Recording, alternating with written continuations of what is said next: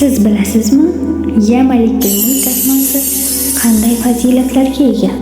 Asmoning fazilatlarini bilishdan avval sahifamga obuna bo'lib qo'ying. Siz uchun manfaatli bo'lishi mumkin. Eng avvalo Ya Malikul Mulk asmosining ma'nosini ko'rib chiqamiz. Asmoning ma'nosi mulkning haqiqiy egasi, butun mavjudot ustidan to'liq hukmron bo'lgan zot. Ushbu asmoni doimiy zikr qilsak, bizda nimalar yuz beradi? Ushbu asmo doimiy zikr qilish qalbga kuchli sokinlik beradi, rizq imkoniyatlarini kengaytiradi. Banda ushbu asmoni har kuni zikr qilsa, orzu qilgan niyatiga erishadi. Muhimi, ixlos va pok holatda bo'lish zarur.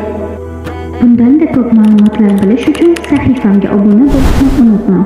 Ya Razzoq asmosining siz bilmagan fazilatlari. Asmo seriyasining ikkinchi qismi. Allohning yana bir ismi Ar-Razzoq ismidir. Xo'sh, bu asmoda siz bilmagan nimalar yashirilgan?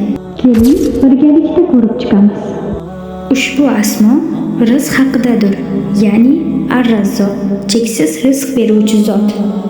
Ushbu asmoni hayotimizga olib kirsak, nimalar ro'y beradi? Rizqimiz mo'l ko'l bo'lib, biz kutmagan joydan kela boshlaydi. Yana bir hadisda esa shunday deyilgan: kim Allohning ismlarini bilib, duo qilsa, Alloh duosiga javob beradi.